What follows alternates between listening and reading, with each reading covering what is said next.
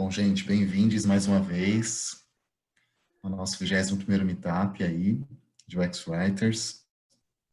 É o segundo, né, que a gente está fazendo online, aí, tendo em vista a pandemia. Para a gente, de certa forma, foi uma porta aberta, então a gente, de certa forma, está conhecendo muitas pessoas, né, então a comunidade começou a crescer muito. É uma comunidade que começou com 20 pessoas no encontro, né, que a Cris promoveu na empresa dela. E aí a gente foi agendando novos encontros nos meses aí que se passaram. Então a comunidade comemorou em fevereiro desse ano 2 anos, né? Fiz aí vários meetups, né? A gente está no 21º meetup e várias empresas nos auxiliaram, várias empresas estiveram com a gente aí nesse período, né? As casas que nos permitiram que a gente fizesse os meetups. Foi muito bacana porque a gente conseguiu discutir sobre vários assuntos, então evoluir sobre muitas coisas, até o próprio termo, né, o X-Writer, que segundo o Bruno é um termo, é um processo de segunda infância, né? Então, a gente vive hoje uma segunda infância do X-Writing, muitas coisas vão mudando e, bom, a comunidade, de certa forma, ajuda a gente a ter essa evolução de conhecimento, aprender coisas novas. A gente evoluiu bastante, então, o nosso colega o Éder aí, ele criou o nosso site. Então, lá no nosso site a gente tem um hub de várias informações. Meu gato quer subir aqui em cima do computador, gente, perdão. Deixa eu colocar ele no chão. Pronto. Bem, então, essa noite a gente tem a presença aí da Andréia e da Ludi. Elas aceitaram, agradeço aí a participação delas, para elas falarem sobre glossários, né, que é um tema, né, um assunto que é muito importante. Felipe, pelo menos ele não pulou no teclado. Se pulasse. Então, esse assunto é muito importante, né, é um assunto que a gente precisa ter, né, como regra nas empresas. São processos que a gente vai desenhando aí com os projetos que a gente vai criando e também para padronizar a comunicação que a gente tem com bots, por exemplo, com central de atendimento, né, que é o caso da Andrea, né, que ela vai compartilhar com a gente em seguida. E, bom, então, quero agradecer, então, a Andrea e a Lud por compartilhar esse conhecimento com a gente hoje. Né. Quer falar um pouquinho, Andrea, sobre você? Fica à vontade, viu? Eu agradeço o convite. Eu ainda não tinha conseguido participar de nenhum meetup, eu cheguei a me inscrever, mas como eu comentei com você, teve um alagamento no dia que eu tentei ir, não consegui chegar. Então, estou muito feliz. Eu conheço algumas pessoas de eventos e estou muito feliz aqui de poder contribuir. Eu trabalho com comunicação há mais de 20 anos, eu sou jornalista de formação. Eu já participei de alguns projetos assim de definição de linguagem, né, de glossário, mas eu vou contar esse que aconteceu na Sky, TV por assinatura, porque foi o maior que eu fiz, né? E foi um case bem legal que eu até dei uma pesquisada, já tem um tempo que eu saí da Sky, mas eu dei uma pesquisada no site deles e algumas coisas que a gente definiu desde aquela época continuam lá. Então, acho que foram coisas acertadas, né? Então, vou começar já... já tem uns 2 anos, né? Só para complementar falando de mim, tem uns 2 anos que eu migrei um pouco mais para a área de UX. Então, nesses 2 últimos anos, eu tive envolvida em projetos de criação de produtos, mais com pesquisa, fazendo também a parte de linguagem, mas mais com pesquisa e até um pouco de design, mas sempre com a comunicação, né? Então, eu vou compartilhar a apresentação para começar a falar. Bacana, Andréia. E, bom, gente, só avisando, tá? Nós estamos gravando esse encontro. Para quem participar, né, a gente está com 73 colegas aqui online participando, né, desse encontro, né, desse meetup. E a gente vai gravar, né, para quem não pôde participar e disponibilizar depois as nossas páginas, tá? Fiquem tranquilos, podem compartilhar isso também com os colegas. Ele não está me deixando compartilhar a tela. Deixa eu ver aqui como que a gente faz. Só um minutinho aqui, André. Ok.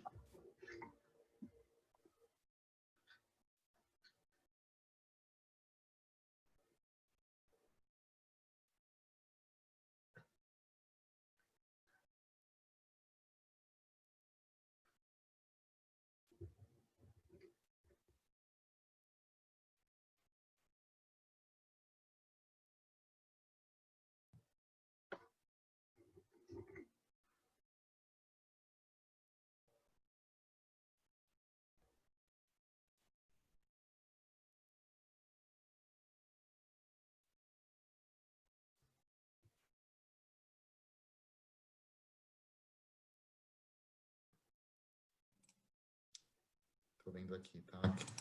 André. Eu acho que eu vou começando falando, aí você coloca a hora que você conseguir. Então, na época que eu realizei esse projeto na Sky, eu era a supervisora de comunicação da central de atendimento. Então, nós tínhamos uma área de 7 pessoas, que eu era responsável, e nós éramos responsáveis por receber todas as informações de todas as áreas da empresa e passar isso para a central de atendimento. Né? Para isso, a gente fazia uso de um site que a gente construía, tanto a parte de design quanto a parte de conteúdo.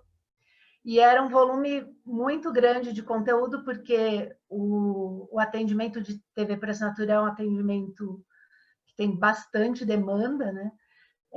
Muitas ligações. Naquela época, o telefone ainda era o principal meio de comunicação do cliente.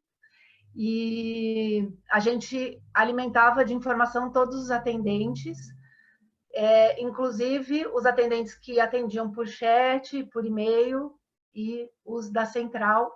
E eram várias áreas dentro desse atendimento, né? Então, tinha a parte de negociação, de inadimplência, de retenção de clientes, e a linha de frente, que era um atendimento generalista e bastante diversificado, porque eram muitos assuntos, né? Então, era um volume muito grande de informação e a gente tinha um desafio grande de manter todo mundo informado e fazer com que a informação chegasse redonda no cliente, né? Então, aí a gente começou a perceber que a gente tinha alguns gaps de comunicação, né? Em vários momentos, o cliente acabava tendo dificuldade de entender o que estava sendo falado com ele e muitas vezes o próprio atendente tinha dificuldade de entender o que a gente estava falando com eles, uma vez que a gente recebia essas informações das diversas áreas da empresa e tinha uma linguagem interna muito forte, assim, que era usada por todos para se referir a vários termos que tinham a ver com o produto e também com o processo de atendimento. Então, a gente começou a perceber que tinha vários bois na linha, né? E que a gente precisava melhorar essa comunicação para garantir uma melhor experiência para o cliente e também para o atendente, porque a gente considerava o atendente também era um nosso cliente. Eles tinham uma demanda muito alta de trabalho e uma cobrança muito alta também de tempo médio. Então, a gente tinha eles como clientes. Então, a gente queria deixar tudo o mais fácil possível para que eles conseguissem encantar o cliente, mas sem sofrer com isso, né? E aí Andréia, a gente... Oi. acho que agora você consegue compartilhar. Dá uma olhadinha aí, Foi. na barra de baixo.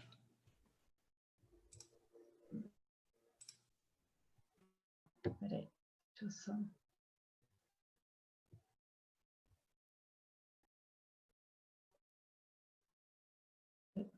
Isso aqui, tipo, a página...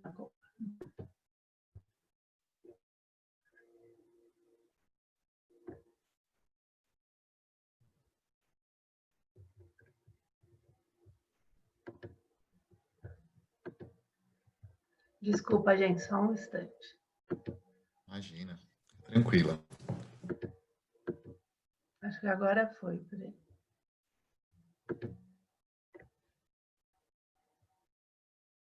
Vocês estão vendo? Ah, agora sim. Peraí. Foi. Tá carregando. Agora foi? Foi. Ótimo. Então, como eu estava falando, né? Esse case aconteceu na Sky, né? E a primeira coisa que eu fiz aqui foi trazer uma definição, né, do que é o vocabulário controlado. Esse é um termo que ele vem do meio acadêmico, né, e ele tem uma definição que é um contexto para classificar as coisas, encontrar mais facilmente, né, escritas científicas, indexar essas escritas, mas dentro do contexto de UX Writing, ele seria uma lista de palavras e expressões que tem o objetivo, elaborada com o objetivo de garantir a padronização da linguagem dentro de um determinado contexto, né? Que seria, no caso que eu estou contando, era o grupo de profissionais que faziam parte dessa equipe de comunicação, e a gente também tinha o desafio de unir isso que a gente estava fazendo com outras áreas de comunicação dentro da empresa. Então, eu trouxe essa definição para só contextualizar do que eu estou falando. Então, como eu disse, a gente estava querendo melhorar a experiência do cliente, do atendente, né? E a gente estava num contexto dentro da empresa, a gente tinha passado recentemente por uma fusão, então, invariavelmente, quando você tem uma fusão, você acaba juntando dois grupos que têm duas línguas diferentes, né? Porque a empresa sempre cria uma língua dela ali dentro, né? Então, a gente tinha que unir esses dois grupos, né, para que todos falassem da mesma forma. E a gente estava, no momento, lançando um novo portal de atendimento, que era esse site que a gente usava para se comunicar com o atendimento, né? Esse site ele era bem consolidado dentro da empresa e ele servia um pouco como documentação daquilo que era oficial em termos de processos que tinham a ver com o cliente. Então, esse site ele era consultado por toda a empresa, apesar dele ser um site que era direcionado para o atendimento, e a gente tinha uma interação bastante grande com todas as áreas da empresa. A gente recebia informação de todas elas. E, nesse momento, a gente também tinha um canal de comunicação, que era uma newsletter diária que a gente enviava para a empresa inteira, e que tinha o papel de mostrar para eles tudo que tinha sido comunicado para o atendimento e, consequentemente, para o cliente. E aí, como a gente estava nesse momento de mudança da ferramenta e também pós-fusão, a gente tinha tido um crescimento muito grande na empresa e no atendimento, né, por conta da fusão, e a gente tinha métricas muito desafiadoras. Foi um momento também que a gente teve uma mudança na legislação do SAC. Então, era um contexto bastante complexo, em que a gente tinha uma demanda alta de contato do cliente, a gente tinha bastante confusão na linguagem, porque a gente ainda estava integrando os grupos diferentes, e a gente tinha um atendimento bastante pressionado para entregar uma ligação mais rápida e evitar rechamadas. Então, nesse contexto, a gente percebeu que a gente precisava simplificar a linguagem, garantir que ela fosse eficiente e que a comunicação fosse bastante ativa dentro da empresa e com o cliente. Então, os principais desafios que a gente estava enfrentando naquele momento era ter um jargão técnico muito forte, que acabava vazando para o que saía da empresa, e aí gerava toda sorte de desentendimento por parte do cliente. A gente tinha uma linguagem interna que muitas vezes era até proveniente do próprio sistema que era usada, né? E bem acabava chegando no cliente. E também tínhamos a questão de várias palavras para dizer a mesma coisa. Então, num lugar estava dizendo de um jeito, em outro lugar estava dizendo de outro, né? E é uma coisa interessante essa coisa da linguagem interna, que a gente, às vezes, quando a gente está ali dentro do ambiente, cercado pelas pessoas que vivem o mesmo dia a dia que a gente não se dá conta de como a gente fica dentro dessa linguagem, que é uma linguagem particular, que a gente acaba achando que todo mundo está entendendo, né? Então, tinham termos como, por exemplo, decodificador, que é um exemplo que eu vou trazer. Para a gente, aquilo era uma coisa super usual e super clara, né? Que é o sinal da TV por assinatura, ele é encriptado, quando ele chega na casa do cliente, ele é decodificado. Então, a gente chamava o equipamento que fica na casa do cliente de decodificador. Só que isso absolutamente não é claro para o cliente. Então, a gente começou a perceber que a gente precisava envolver pessoas de fora na validação daquilo que a gente estava fazendo, para garantir que aquilo que a gente estava falando realmente ia ser entendido tanto pelo atendente quanto pelo cliente. Então, aqui tem um exemplo, né, que eu trouxe, é um caso real, que o atendente perguntou para o cliente: o senhor está próximo do receptor do satélite? E aí o cliente respondeu: eu não sei, eu estou em São José do Rio Preto, é perto? E aí ele estava falando do receptor, do equipamento da Sky que ficava na casa do cliente. Então, esse é um exemplo de um caso que aconteceu e que a gente começou a perceber que estava precisando rever essa linguagem para melhorar essa comunicação com o cliente, né? Então, o receptor, em especial, ele era uma coisa que tinha vários nomes, né? Então, tinha gente que chamava de IRD, de caixa, de decodificador, de decoder, de receptor, de set-top box. Então, tinha vários nomes e não necessariamente eles eram claros para o atendente e para o cliente, né? Especialmente para o cliente. Então, a gente começou esse processo para rever essa terminologia, e a primeira coisa que a gente fez foi pensar quem que tinha que estar envolvido nesse projeto, né? Além, óbvio, do próprio usuário, que era o final, né, do objetivo desse projeto, né? Então, a primeira coisa, a gente se aproximou das áreas de comunicação da empresa, né, das outras áreas de comunicação. Então, tinha a área de comunicação interna, que fazia toda a comunicação com os funcionários, e ela ficava dentro da diretoria de recursos humanos. Tinha a área de comunicação direta com o cliente, que fazia os textos do site, de e-mail, que ficava dentro de marketing. Então, a gente se aproximou dessas áreas para garantir que a gente ia ter uma unidade em todas as áreas de comunicação, né? A gente se aproximou especialmente da gestão do atendimento e dos atendentes, né, que eram nossos clientes diretos, que eram para quem a gente escrevia, né? E aí, nesse momento, a gente percebeu muito claro que o que a gente quisesse que o atendente falasse, a gente tinha que falar para eles, né? Então, a linguagem que a gente quisesse que fosse usada para falar com o cliente, a gente tinha que usar essa linguagem em todos os documentos que a gente produzisse e publicasse no nosso site, né? E aí a gente também se aproximou de várias áreas da empresa, que eram áreas que enviavam conteúdo para a gente, né? E aí a gente realizou reuniões com cada uma delas e para explicar o projeto, né? E isso é um ponto que eu acho que é bastante importante quando a gente fala de mudança de linguagem ou de padronização de linguagem, que é envolver as pessoas desde o momento zero, né?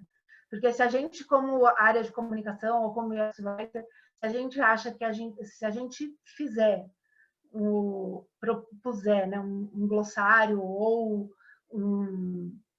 uma lista de termos para serem usados, sem conversar, sem envolver essas pessoas, é muito difícil que as pessoas elas entrem, né, no projeto e subam a bordo e passem a usar esses termos. Então, esse foi um cuidado que a gente teve, que foi desde o momento zero explicar o que a gente estava fazendo e envolver as pessoas desde o início. Né?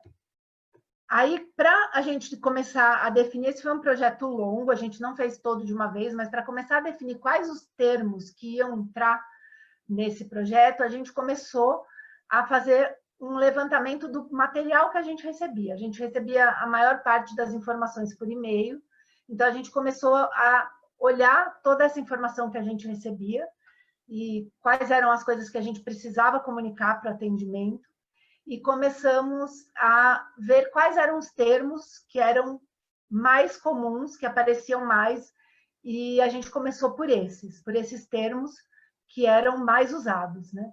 Então, a gente fez isso analisando esse material que a gente recebia das áreas e também analisando quais eram os principais motivos de ligação na central de atendimento. Então, quais eram os assuntos mais abordados, e a gente começou a criar uma planilha de termos separado por verticais de motivos de ligação. Né? Então, tinha os termos das ligações que tinham a ver com motivos financeiros, com motivos técnicos, com motivos de compra de programação, enfim, e aí a gente foi definindo esses termos e para cada grupo de termos a gente sentou com a área responsável para conversar e entender se eles tinham mais alguns termos que eles gostariam de incluir e para entender a opinião deles a respeito desses termos, né? Porque existe sempre essa questão, assim, a gente quer simplificar, né? Mas a gente tem que tomar um cuidado de acabar não usando uma palavra que não defina exatamente aquilo que a gente está querendo dizer, né? Então, sempre é importante ter uma validação técnica, né? Então, por exemplo, no caso do financeiro, tem algumas coisas que acabam sendo preciosismo, né? Então, por exemplo, eu lembro que o pessoal do financeiro falou para mim, a fatura é o documento para pagamento, e o descritivo é o boleto. Aí são coisas que não vão prejudicar na comunicação. Mas, em alguns momentos, você pode tentar simplificar uma coisa e você pode dizer uma coisa diferente daquilo que você estava querendo dizer, em função de você não ter um conhecimento técnico da área. Né? Então, algumas coisas você pode entender que não faz sentido, mas outras você acaba tendo que respeitar e ter a participação dessa pessoa técnica para ajudar. Então, a gente também definiu quais iam ser as nossas diretrizes para a escolha dos termos que a gente ia passar a usar na comunicação. Então, a primeira diretriz foi simples. Né? Então, a gente sempre ia optar por palavras mais curtas, mais conhecidas. Sempre que possível, escolher a palavra mais simples, mais usual. Né? Aí, o segundo seria do mercado que eu estava praticando. Né? Então, se todo o mercado fala uma determinada coisa, não faz sentido você querer falar uma coisa diferente. Né? Então, por exemplo, mesmo o que eu estava falando antes da fatura. Né? Em todo lugar que você vai, site, seja do que for, você encontra a segunda via de fatura. Então, se todo mundo usa esse termo, não tem por que você criar um termo diferente. Né? Então, a gente achou importante olhar para o que estava acontecendo no mercado e olhar para o que estava sendo feito para manter aquilo que fizesse sentido alinhado com o que o cliente já estava acostumado. Né? Como o Don Norman ele fala, o cliente ele passa muito mais tempo, o Nielsen, desculpa, ele diz que ele passa muito mais tempo em outros sites do que no seu site. Todos os outros fazem determinada coisa de uma determinada, não tem por que você fazer diferente. Né? Então, eu acho que a gente usar a questão do tom. Andréia, desculpa interromper, é que está cortando um pouquinho. Ah, só um minuto, é a minha internet aqui. Acho que voltou agora. Melhorou? Acho que agora sim. O pessoal está Tá. sinalizando E aí, se você quiser tirar o seu vídeo, tá? Fica à Tá, vontade. Aí eu acho que é melhor, né? Beleza. Espera aí, deixa eu só achar aqui onde que eu tiro. Aqui. Acho que melhora. Então, eu vou repetir então esse slide aqui. Então, a gente tinha 3 diretrizes para a escolha dos termos, né? Simples, usual e correto. O simples tinha a ver com usar palavras mais curtas, mais conhecidas, né? O usual tinha a ver com usar termos que eram usados no mercado de TV por assinatura, principalmente para 2 mercados, TV por assinatura e telefonia, né? Porque são empresas que têm atendimento no volume e que é parecido com o de TV por assinatura, né? Os players do mercado de TV por assinatura, que eram a agência, e também telefonia tem um atendimento muito parecido em termos de volume e de processos de atendimento muito parecido com o de TV por assinatura.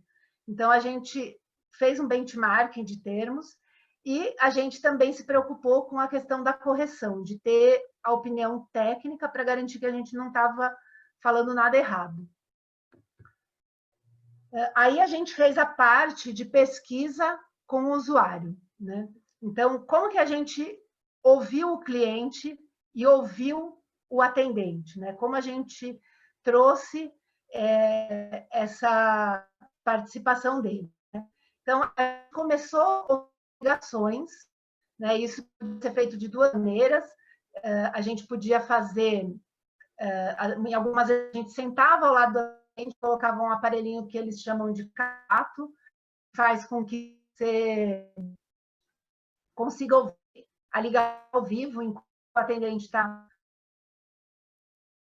E também a gente ouviu muitas ligações são gravadas. Então, a gente selecionava e o atendimento enviava para a gente ligações de um determinado tema. Então, a gente usou muito mais ligações gravadas por conta de você conseguir pegar um volume de ligações de um determinado tema.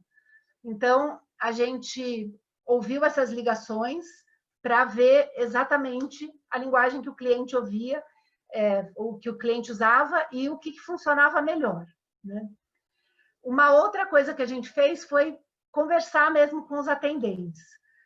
Então, a gente fez reuniões, contando para eles, em muitos casos, o que eles tinham de problema de comunicação, quais que eles encontraram de explicar coisas para o cliente, o que a gente não entendia. Também a gente fez aquele estilo de teste de preencher as lacunas, para ver qual era a palavra que o atendente usava. E nesse momento também na empresa, eles começaram a usar na empresa o Speech Analytics, que é o software que ouve as ligações e classifica essas ligações em função dos termos, né? Então, você cadastra um número de termos, alguns termos nesse software que indicam para ele qual é o assunto daquela ligação. Então, por exemplo, cobrança. Se você ouvir a palavra vencimento, fatura, pagamento, atraso, então são todas palavras que indicam de cobrança. E ele tem uma série de palavras que indicam e que fazem ele entender se é uma ligação positiva ou negativa. E você pode fazer pesquisa nesse software. Então, para alguns termos, a gente fez pesquisa nesse software para ver qual era dos termos que a gente tinha como opção, qual era o mais usado, qual que mais aparecia no número de ligações que a gente analisou, né? E a gente também fez um benchmarking, né, da concorrência, como eu já havia dito, mas a gente também fez um levantamento em todos os meios de comunicação da Sky para ver quais eram os termos que estavam sendo usados nos diversos meios de comunicação. Então, no site da empresa, nos e-mails que eram enviados, na própria TV, porque tem muito conteúdo que aparece na própria TV, né? Então, a gente mapeou todos esses locais para identificar aonde também estava acontecendo de ter a mesma coisa sendo chamada por nomes diferentes. Então, a gente fez um levantamento, e aí, depois de ter essas informações das pesquisas que a gente fez, e desses levantamentos que a gente fez, do material que a gente recebia, e do material que as áreas enviavam para a área de comunicação, e também dessas conversas com os atendentes, a gente voltou a falar com as áreas para definir juntos os termos que a gente ia usar em cada situação. Então, a gente teve esse cuidado de voltar para as áreas para fazer essa validação. A gente sempre foi muito próximo da área jurídica, porque no atendimento, especialmente quando você fala em atendimento por e-mail ou chat, né, você tem, aquilo é um documento, né? E então a gente tinha que ter um cuidado grande do que a gente estava afirmando nesses documentos, né, o que o atendente iria escrever, para garantir que tivesse correto, que não tinha nenhum problema que pudesse gerar posteriormente alguma reclamação, algum questionamento. Então, a gente, depois que já tinha definido a nossa proposta de termos, com base em tudo que a gente tinha pesquisado, a gente voltou a conversar com as áreas para validar isso do ponto de vista técnico, e alguns pontos que a gente tinha dúvida, a gente validou também com o jurídico. E aí eu acho que é bem interessante um segundo ponto, né? Além de você envolver as pessoas desde o início no projeto, quando você vai começar o projeto, para trazer as pessoas a bordo mesmo, um outro ponto interessante é você apresentar dados, né? É apresentar resultados de pesquisa. Então, eu acho que quando você apresenta esses dados, fica muito mais fácil de você conseguir convencer as pessoas de que aquele termo é o melhor, ou de aderirem ao vocabulário controlado que você está propondo. Então, eu acho que esse é um ponto bem importante em qualquer projeto que você for fazer, de você ter esses dados de pesquisa.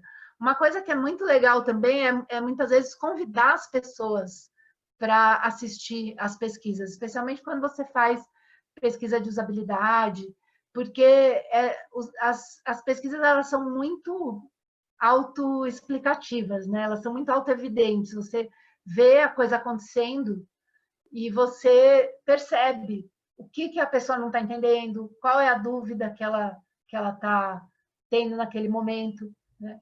E nesse projeto a gente também convidou as pessoas a ouvirem algumas ligações, a gente enviou para as pessoas para elas perceberem o que a gente estava falando, né? Qual era o tipo de confusão que estava dando com determinado termo, qual é o tipo de falha de comunicação que ele causava, ou até atraso nas ligações. Então, eu acho que sempre é bem importante a gente garantir de que as pessoas entrem em contato com o resultado das pesquisas que a gente faz. E aí a gente colocou a comunicação do atendimento com uma nova proposta de atuação, né? Com a proposta de traduzir essa linguagem que a gente recebia das áreas e transformar essa linguagem para uma linguagem que fosse clara para o atendente compreender o que estava sendo falado, e a gente percebeu que aquilo que a gente colocava nos documentos era o que o atendente falava para o cliente. Então, era uma forma de garantir também que essa linguagem ia chegar no cliente. E aí a comunicação ia ficar muito mais efetiva e muito mais simples. Então, a gente passou a fazer isso. E aí, como a gente também se alinhou com outras áreas de comunicação da empresa, a gente garantiu que alguns termos fossem usados pela empresa toda.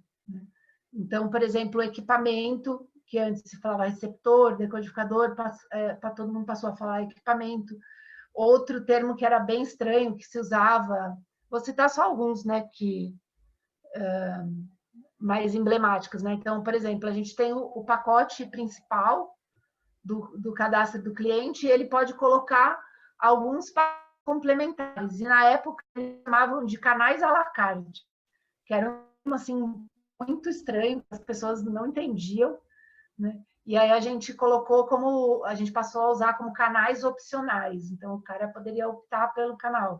Então era uma linguagem mais clara e que alguém que não era da empresa conseguia entender, né? Porque a metáfora de à la carte era um pouco estranha e as pessoas não entendiam o que estava sendo falado. E aí, a partir de quando a gente concluiu esse projeto, a gente fez essa listagem de termos, né, e publicou num documento no nosso site, né, no nosso portal de atendimento. Esse documento, ele tinha a lista de palavras, que eram as palavras que a gente deveria usar, que era um guia para quem ia produzir a comunicação, e tinha também a definição de cada um desses termos, né? Especialmente aqueles que tinham relação com o produto mesmo, né? A gente tinha termos que tinham relação com o produto e tinham termos que tinham relação com os processos de atendimento. Então, como, por exemplo, fatura, vencimento, método de pagamento, eram coisas que tinham a ver com o atendimento, não especificamente com o produto. Tinha as palavras que tinham a ver com o produto por assinatura. Então, especialmente essas palavras que tinham a ver com o produto acabaram virando um glossário. E aí a gente tinha um material da própria área de comunicação, que era um material interno nosso, que definia quais as palavras que a gente tinha que usar no caso de ter mais de uma palavra para uma determinada situação. Esse material que era mais do vocabulário controlado, ele era mais para uso das áreas de comunicação, não era um material que era divulgado para o atendimento, por exemplo, porque entendia que a gente tinha que usar as palavras na língua que a gente falava com eles, e isso ia fazer com que eles usassem com o cliente. A gente não punha uma lista de palavras, mas para o resto da empresa, especialmente para as áreas de comunicação, e falavam diretamente com o cliente, produziam qualquer material que ia chegar no cliente. Essas áreas, a gente compartilhou com eles essa lista de palavras, que eram as palavras que a gente entendia que deveriam ser usadas, né? Aí a gente, nesse momento, como a gente estava migrando para a ferramenta nova, né, a gente estava lançando um novo site, aí a gente teve que rever todo o conteúdo que existia no site, e na hora da migração a gente já aproveitou e atualizou e reviu a linguagem de todos os documentos, de todas as páginas que já tinham sido publicadas, e também passamos a usar daí essas palavras na produção de conteúdo futuro. Aí a gente publicou esse vocabulário, né, no portal de atendimento, na forma de glossário, como eu disse, e a gente fez essa divulgação no próprio site do atendimento, que era um site que era bastante acessado, que tinha bastante distância dentro, então a gente divulgou nesse próprio site. A gente divulgou esse material também nessa newsletter diária que a gente enviava, e as áreas mais importantes, que foram mais impactadas por esse trabalho, a gente fez reuniões para apresentar e dividir com eles esse material, né? Uma outra área que eu acabei não colocando aí, mas que também foi muito próxima da gente nesse trabalho, foi a área de treinamento do atendimento, né? Porque o atendimento, ele era bastante grande, né? A central de atendimento, naquela época, eu acho que tinha uns 7.000 atendentes. O turnover da central é sempre alto, então a área de treinamento é uma área que está constantemente realizando turmas de formação de novas pessoas, né? Então, eles estiveram muito próximos da gente durante todo o processo, e a gente ajudou eles a revisarem todo o material de treinamento para garantir que desde a entrada do atendente na empresa, ele tivesse já contato com os termos que a gente queria que fossem usados e no momento de falar com o cliente. Então, essa também foi uma área que foi bem próxima da gente. E aí o resultado foi que a gente teve um sucesso bem grande na padronização dessa comunicação e conseguimos atualizar todo esse material e a partir daí, como eu disse no começo, algumas coisas até hoje eu vi que ainda continuam sendo usadas desse vocabulário que a gente produziu nessa época. Então, era isso que eu queria compartilhar.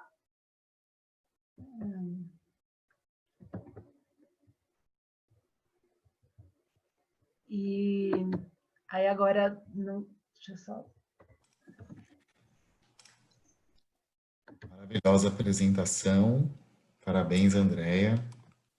Obrigada.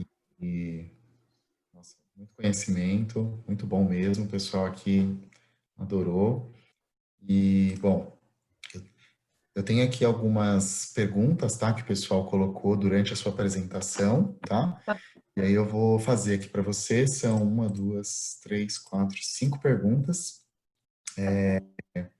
Para você até a Lud entrar, né? A Lud entra às 20, então dá tempo. E aí responde o pessoal que já perguntou aqui, tá bom? Gente, tô vendo que vocês estão perguntando aqui, né, se o material vai ser compartilhado. A resposta é sim, tá? A apresentação, tanto da Lud quanto da Andrea, nós vamos colocar lá no site, uxwriting.com.br. Nosso colega Éder vai fazer esse trabalho de colocar lá no site para a gente, tá bom? E a apresentação a gente vai publicar nos nossos canais. Então, no mais novo canal do YouTube, eu compartilhei lá na comunidade, vou colocar aqui para vocês também a nossa página, e no Facebook. Então, a gente vai subir lá, que vocês vocês vão poder assistir a apresentação, tá bom? Então, Andréia, primeira pergunta aqui, quanto tempo demorou o projeto? Então, ele foi um projeto, ele demorou bastante. Eu acho que esse primeiro momento, ele levou de cerca de 6 meses a 1 ano, porque foi esse momento de transição para a nova ferramenta, né? Quando a gente estava preparando, enquanto essa ferramenta foi construída internamente na empresa, então a nossa área foi PO do projeto da construção da ferramenta, a gente queria implementar várias funcionalidades que tinham a ver com controle de leitura e com comunicação com atendimento. Então, a gente, depois que a ferramenta, a estrutura básica dela já estava pronta, enquanto eles estavam concluindo, a gente começou a migrar os documentos, né?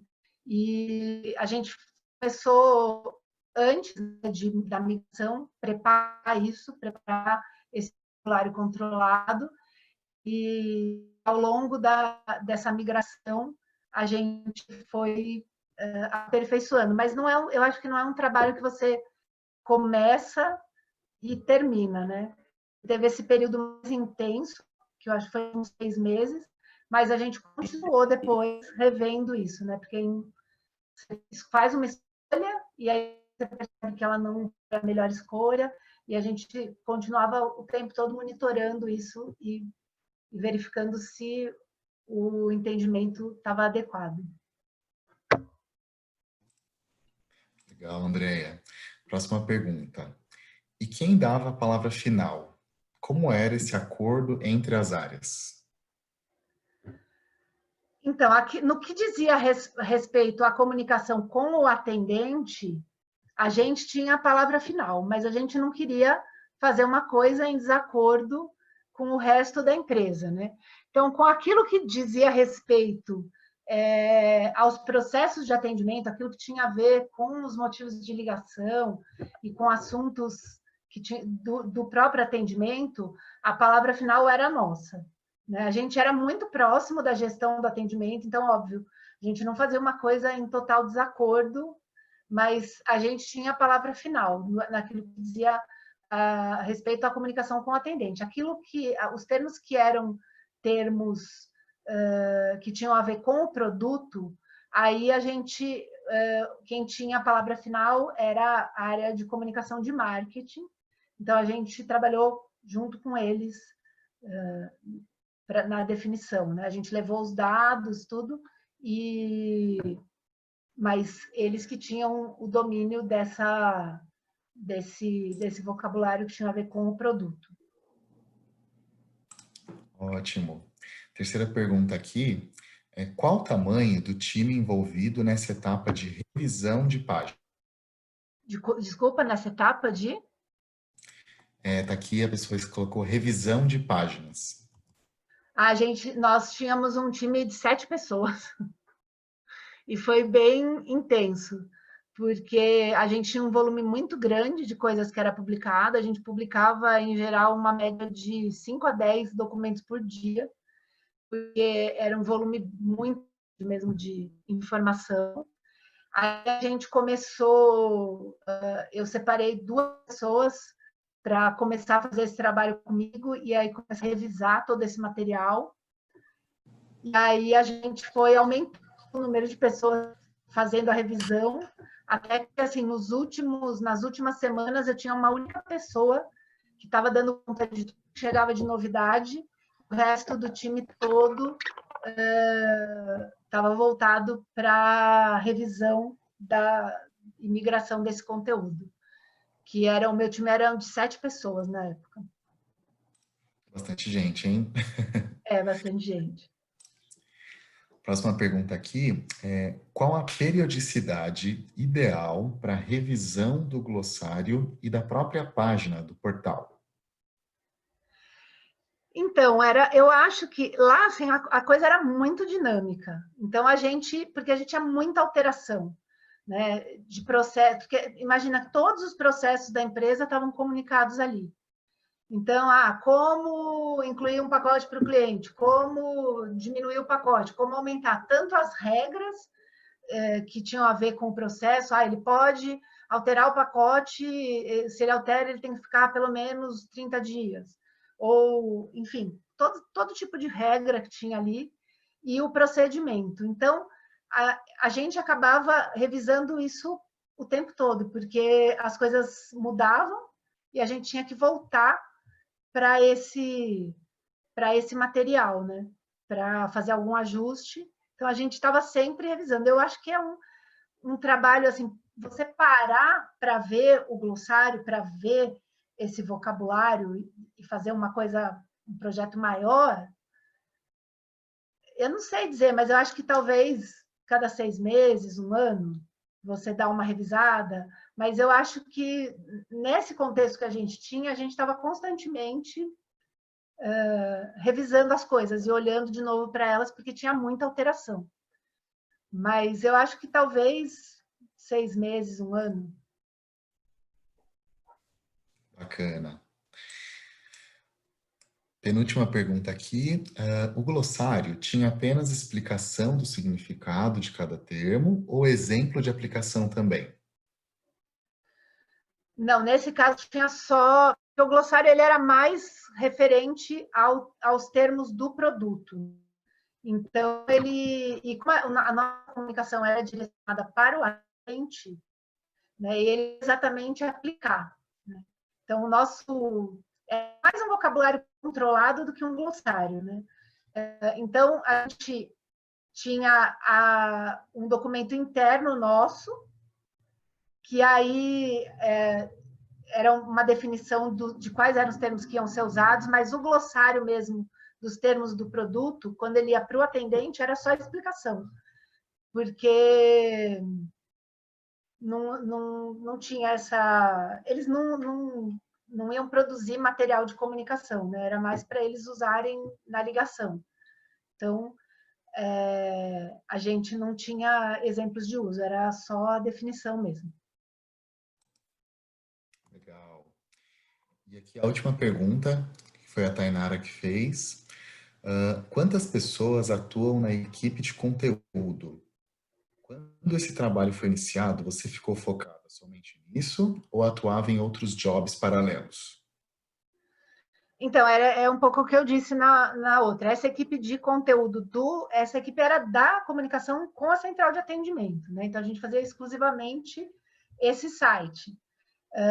Então, a gente tinha 7 pessoas que produziam todos os documentos que eram publicados. Inclusive, a gente tinha uma dessas pessoas, ela era uma pessoa que tinha bastante skill de design, porque a gente fazia tudo da ferramenta. A gente fazia o design também, o que tivesse que fazer, a gente fazia. Então, eram 7 pessoas, e é aquilo que eu falei, quando a gente fez esse processo de revisão, a gente começou com 2 pessoas focadas na revisão e o restante atendendo as demandas do dia a dia, que eram as novas informações que chegavam para serem publicadas. E conforme o projeto foi avançando, aí a maior parte ficou focada na revisão e aí só uma pessoa ficou cuidando do dia a dia. Então, foi isso que aconteceu. Aí, outros jobs, a gente tinha bastante interação com treinamento, a gente atuava no treinamento, passando algumas informações, várias coisas a gente deu uma pausa nesse período final, que foi um período bastante intenso, que a gente tinha um prazo, né? E a gente estava, em paralelo à migração dos documentos, a gente estava fazendo a homologação da própria ferramenta, né? Então, a gente teve uma atividade muito intensa também de acompanhamento da equipe de TI que estava desenvolvendo a ferramenta e fazendo homologação, fazendo testes. Então, nesse último período, a gente estava bastante focado nisso, né? E então, outros jobs até foram deixados em segundo plano nesse momento. Legal. Aí tem uma pergunta agora da Franciele. Tá. Ela perguntou assim: durante o processo de definição de termos, quando tinham dúvida entre 2 sinônimos, como faziam a escolha? Tinha um teste AB? Então, não tinha teste AB porque assim, a gente não eram esses termos, a gente estava falando do atendimento telefônico, né? Então, a gente não chegou a fazer teste AB porque não era uma interface digital, né? Mas o que a gente fazia era teste de entendimento com os próprios atendentes e o que a gente fez também muito foi pesquisa de equipamento, por exemplo, que foi uma palavra que a gente teve bastante dúvida de qual termo usar. A gente fez pesquisa do que o cliente utilizava, né? Através do Speech Analytics, a gente fez pesquisa de qual era o termo que mais aparecia. Mas a gente não chegou a fazer teste AB, porque não era uma linguagem que a gente particularmente iria usar numa interface digital. Digital com o atendente, né? A gente publicava no site o documento, mas não era, por exemplo, como um call to action, né? Que você vai querer ver o efeito daquela palavra no número de vezes que o cliente clica ou acessa determinada página. Ali era muito mais uma questão de entendimento do texto e entendimento do conteúdo que estava sendo comunicado. Então, a gente não cabia um teste AB. Beleza. Tem aqui a pergunta da Luciene. Qual era a diferença entre esse glossário interno e o que era divulgado para a equipe de atendimento? Então, o glossário interno ele era uma diretriz para a equipe de comunicação que estava produzindo conteúdo. Então, a gente tinha todos os termos que a gente tinha pesquisado e definido.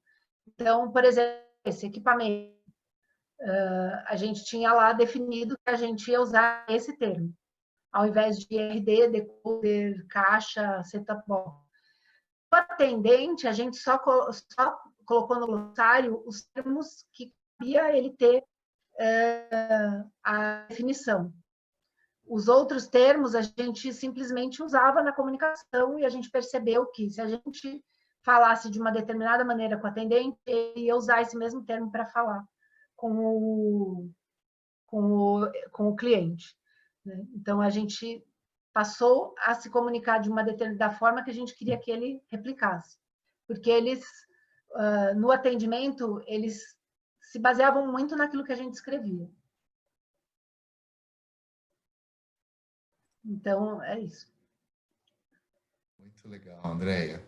Nossa, eu agradeço muito, muito mesmo a sua participação. Eu acredito que todo mundo aí, né, gostou da apresentação, do trabalho, experiência.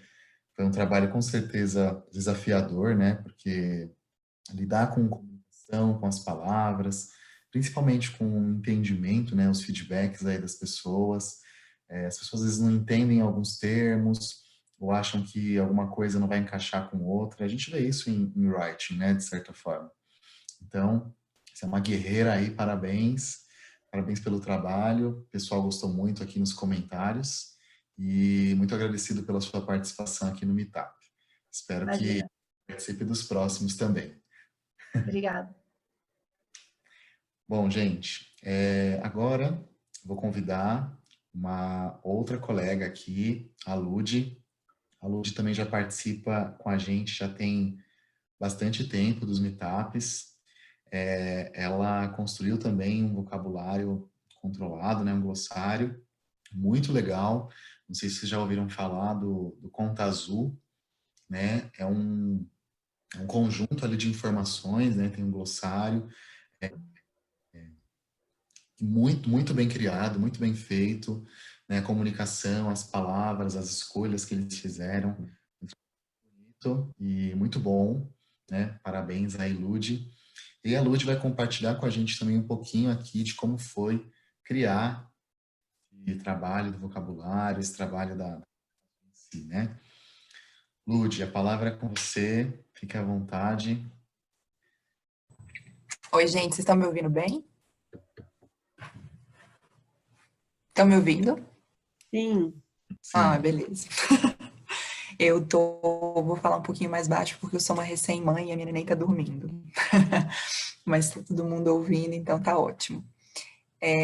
Eu quero deixar claro, antes de iniciar, que o nosso trabalho, ele é um pouquinho diferente do da Andréia.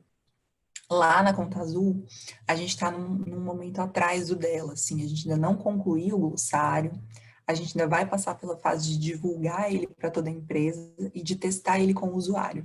O que surgiu foi uma necessidade de alinhamento dos termos que a gente usa na comunicação dentro do nosso produto, porque a gente viu que estava tendo muita divergência interna, e que poderia gerar dúvidas dos nossos clientes também.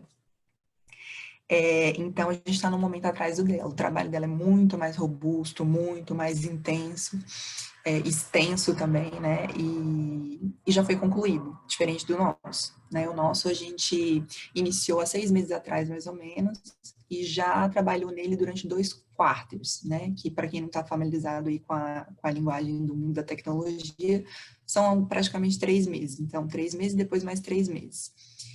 E eu vou apresentar para vocês, basicamente, o que a gente fez até agora e como a gente fez, tá bom? Vou compartilhar minha tela.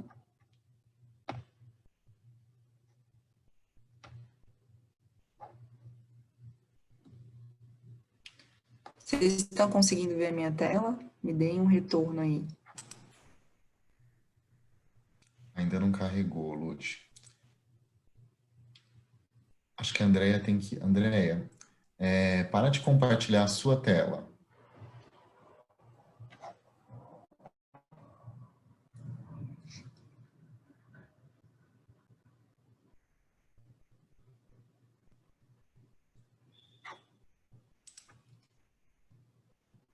Pronto. Deu certo? Sim. Então, vamos lá. É o glossário da Conta Azul, né? Conta Azul é uma empresa de tecnologia aqui de Santa Catarina, que tem sede em Joinville, que trabalha com um produto para pequenos empreendedores. É um produto de gestão administrativa para pequenos empreendedores. E tem também agora um produto paralelo, que é um produto de contabilidade, para contadores ajudarem seus clientes. Então, a gente tem essas duas frentes aí. o Conta Azul para contadores e a Conta Azul, que é a plataforma para o pequeno empreendedor, só para vocês entenderem o contexto, né?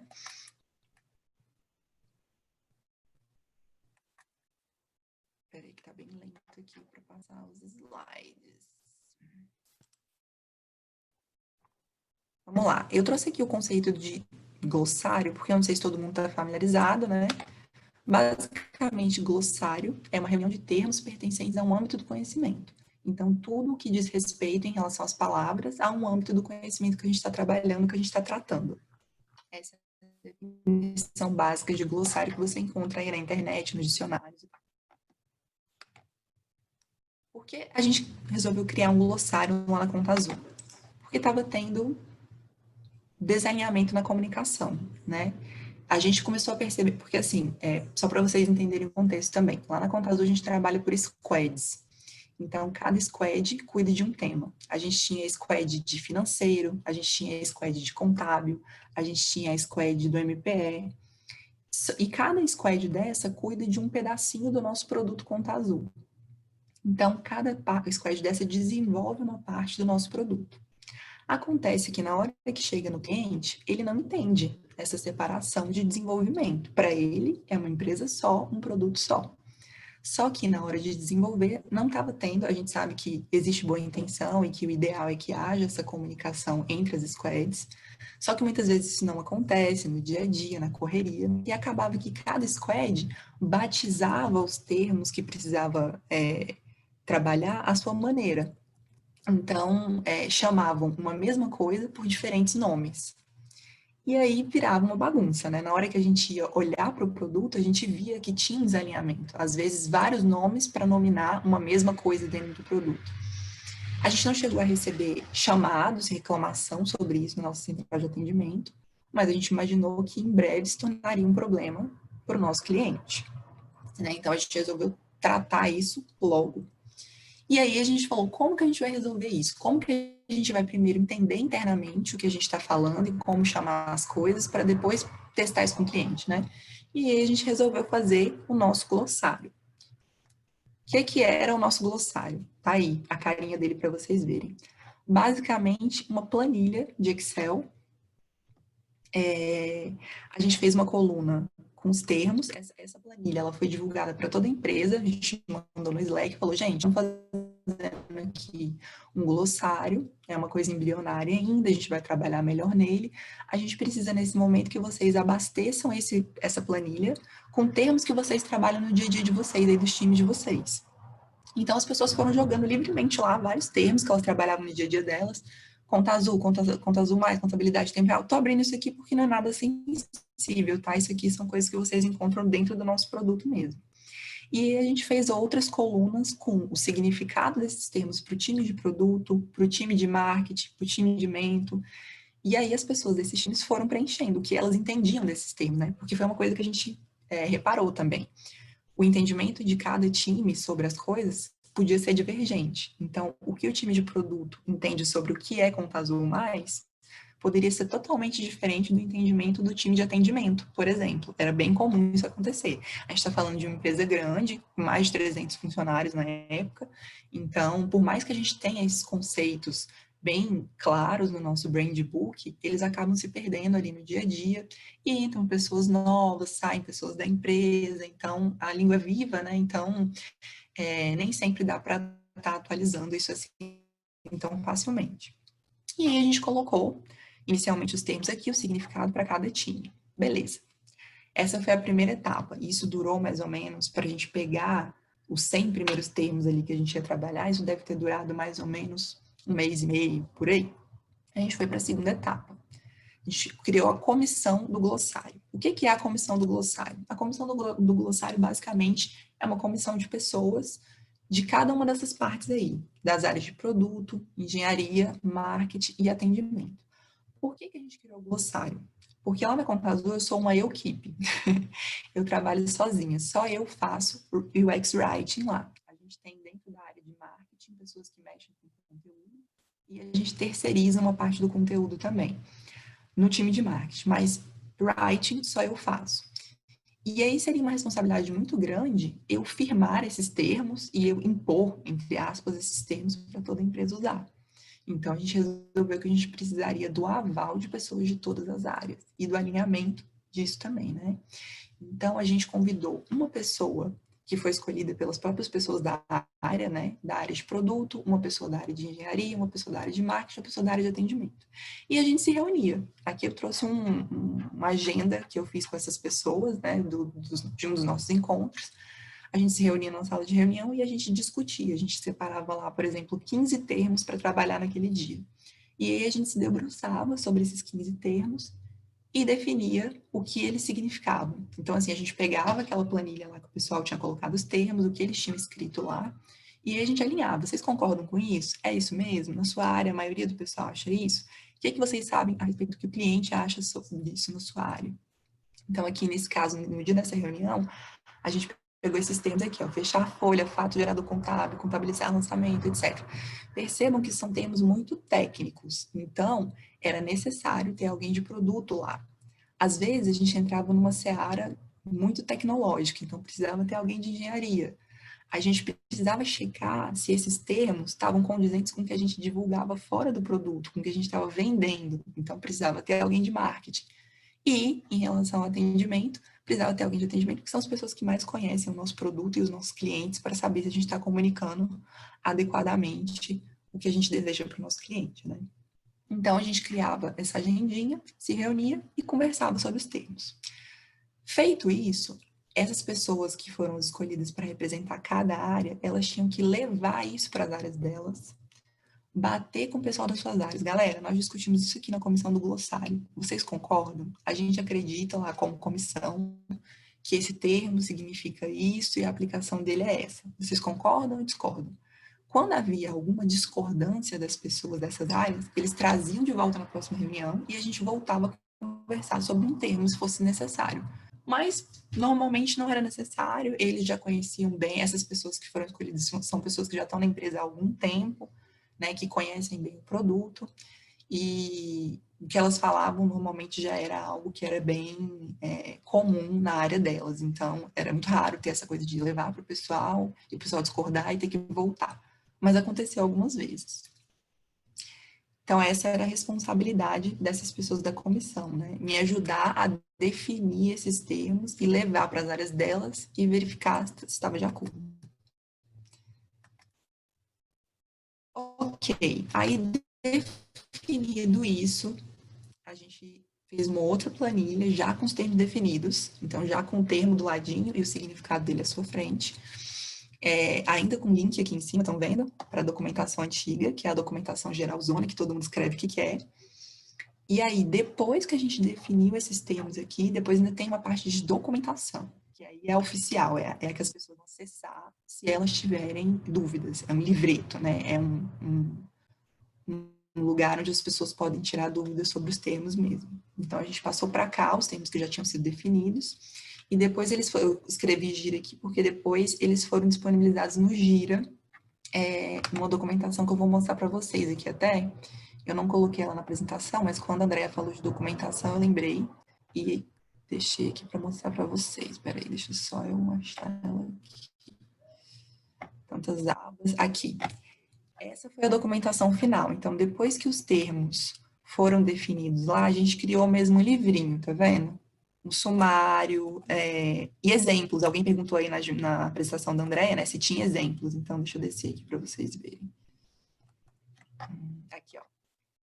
A documentação final que a gente fez foi assim, isso aqui foi feito pela equipe de design, os designers escreveram isso junto comigo, e eu acabei ajudando a revisar, a refinar, né? Não foi um trabalho que eu fiz sozinha, porque, afinal de contas, a documentação de um glossário de uma empresa inteira seria muito complexo para fazer sozinha, então eles me ajudaram, foi um entregável deles em um dos quarters. Cada designer pegou 3 termos e me ajudou a documentar. Na época, a gente tinha uma equipe de 20 designers. Né? Então, aqui tem o significado, quando usar, quando não usar e boas práticas. Então, escrever com letra maiúscula, escrever separado, pode usar a forma reduzida e etc. Deixa eu voltar aqui para a apresentação agora. Beleza. Tá, então, a partir daí, depois que os termos já estavam definidos, e volto a frisar, é um trabalho que a gente ainda está fazendo, então a gente definiu os primeiros 100 termos, mas ainda tem centenas, milhares de termos para definir. A gente entende que a gente nunca vai concluir isso, sempre vão ter novos termos para serem documentados e atualizados. Foi falado sobre atualização ali na outra apresentação da Andrea também, né? E a gente acha que 6 meses é um tempo razoável para rever esses termos e ver se eles ainda fazem sentido, porque como a gente sabe, principalmente no contexto de tecnologia, as coisas acontecem muito rápido, então o nome do produto muda, entra um produto novo, você começa a atacar um novo perfil de clientes e você precisa adequar a sua comunicação. Então, tudo isso conta, não dá. A gente achou que anualmente seria muito para a gente rever essa documentação. Então, a gente fez os primeiros 100 termos. Quando retornar da minha licença maternidade, que vai acontecer agora na próxima semana já, a gente deve se debruçar sobre mais alguns termos. E depois de definir esses termos, a gente vai divulgar e vai estar sempre atualizando os anteriores. Beleza? Então, divulgação seria o passo 4. A nossa ideia é divulgar essa documentação que eu mostrei para vocês, que por enquanto só está no conhecimento do time de design, para toda a empresa, por Slack, por e-mail. A gente tem uma TV no refeitório, então falar, galera, olha, nós temos aqui um glossário da Conta Azul, nós temos um jeito de chamar as coisas. Acessem aqui, vejam aqui, contribuam aqui. Falar sobre isso no nosso weekly semanal. Eu ministro alguns workshops sobre UX Writing, né, sobre como nos comunicar com o nosso cliente lá dentro da empresa, então falar sobre isso nesses workshops também. A gente pensou até em algumas ações internas de marketing que poderiam ser legais para o pessoal ficar interessado em saber o que é isso, né, fazer então uns joguinhos, umas dinâmicas, enfim. Tem várias formas de a gente divulgar isso internamente. Depois, no futuro, quem sabe, abrir isso para a comunidade também, para ajudar outras empresas que estejam em momento de montar os seus glossários. Né? A gente tem muito essa preocupação lá na Conta Azul de contribuir para a comunidade mesmo com o nosso trabalho. Então, a próxima etapa, que a gente ainda não chegou nela ainda, que a gente está terminando a documentação dos primeiros 100 termos, é a divulgação. E próximos passos, quais seriam, Lúcio, depois que a gente fez isso tudo? É o que a gente falou aqui de checar com o usuário, porque hoje a gente firmou esses termos de acordo com o que a gente já conhece do nosso usuário. Então, assim, o pessoal do atendimento falou, Lud, isso aqui o nosso cliente entende, isso aqui ele fala quando ele liga aqui na nossa central, isso aqui eu já fui visitar o cliente, eu sei que ele usa, que ele compreende. Nós, como designers, também fazemos frequentemente testes de usabilidade, a gente testa um termo ou outro com eles, né? Eu participo desses testes. Mas a gente ainda não fez algo específico sobre o glossário. Então, talvez fazer um teste de usabilidade específico sobre termos, né? Fazer um teste AB, como a colega perguntou aí, acho que seria uma opção legal, trazer lá dois termos e ver qual que se adequa mais para uma determinada situação dentro do nosso produto, né? Qual que faz mais sentido. Atualização, que foi outro ponto que a gente comentou, a gente precisa ter essa preocupação com atualizar, né? E a cada 6 meses a gente acha que é um prazo razoável. Vamos ver como é que vai ser isso. Talvez a gente, no percurso, no decorrer da coisa, a gente perceba que a gente precisa de um prazo até menor, né? Nossa, está atualizando muito rápido, as coisas já estão ficando obsoletas com 6 meses, então vamos passar para 3. São coisas que a gente só consegue ver no dia a dia mesmo com o desenrolar das coisas, né? E um outro ponto muito importante é o tratamento de legados, porque assim, toda vez que a gente coloca uma regra nova, que a gente faz uma documentação, fica tudo que já foi feito para trás, para ser trabalhado. E para trabalhar isso, para fazer isso, para atualizar essa documentação, esses termos dentro do produto, eu preciso da ajuda do pessoal da área de tecnologia. E a gente sabe que eles são muito demandados, muito corridos, que eles têm as prioridades e as entregas deles. Porém, tratamento de legados não pode ser deixado de lado, porque senão a gente sempre vai ter um produto com termos obsoletos sendo utilizado, né? Então, assim, é ver como que a gente vai priorizar isso e como que a gente vai tratar esse legado, no caso, legado de texto, eu digo aí, né? Do que já foi escrito no produto que está obsoleto, que a gente não está usando mais. Então, junto com a equipe de tecnologia e de produto, ver como priorizar isso, como que a gente vai trabalhar isso, né? Como que eu posso ajudar eles em relação a isso aí. E é isso, pessoal. Acho que eu falei tudo como a gente fez lá. Como eu comentei com vocês, a gente está num processo muito mais embrionário ainda do que o da Andrea, né? E se vocês tiverem dúvidas, eu estou aqui para esclarecê-las agora. Podem mandar. Muito bacana, Lu. Bem, eu sou meio suspeito para falar, né? Admirei muito o trabalho, muito bacana, ficou muito bem. Eu até mostrei lá para o pessoal do marketing lá da empresa que eu trabalho, né? Porque a gente também vai começar a estruturar, né, esse vocabulário controlado. Hoje a gente não tem, né? Então, como a gente começou com um trabalho com um trabalho de comunicação lá dentro mesmo, deixa eu ligar a luz que eu tô meio no escuro aqui. Fantasma falando. Então, é muito importante, né? Acho que tanto o glossário, o vocabulário controlado, enfim, são ferramentas, né, para a gente que lida com conteúdo essenciais, né? Com certeza. A gente vê aí também o volume de pessoas, né, que tem interesse nesse tema. A gente teve muitas inscrições, muita gente querendo aprender, né, querendo compartilhar conhecimento. E aí, galerinha, pessoal que está aí ouvindo a gente, podem colocar suas dúvidas, perguntas aí no chat, e aí a gente faz agora aqui para a Lud. Tem duas perguntas já aqui. A primeira quanto tempo demorou para produzir o glossário? Tá, eu comentei ali, acho que no início da apresentação, né? A primeira etapa, que foi de levantar os termos que a gente ia trabalhar, demorou mais ou menos 1 mês e pouco. Do início, que a gente levantou os termos, até a parte da primeira etapa da documentação, foram mais ou menos 2 quartos, ou seja, mais ou menos uns 6 meses.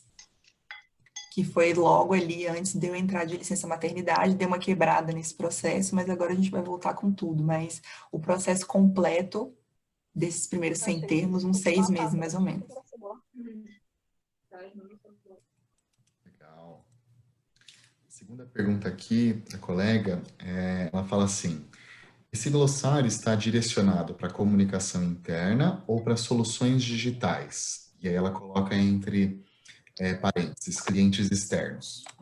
Nossa, tá muito boa. Tá, a gente, é para as duas coisas, né? A gente resolveu que a gente devia primeiro padronizar a comunicação interna, o entendimento do que a gente estava querendo passar para o nosso cliente, para depois passar isso para o nosso produto e passar para o nosso cliente externo. Então, assim, nesse primeiro momento é para a gente entender o que a gente está querendo comunicar. Então, a gente vai alinhar isso com todas as áreas, com todos os funcionários, e no segundo momento a gente vai colocar isso dentro do nosso produto,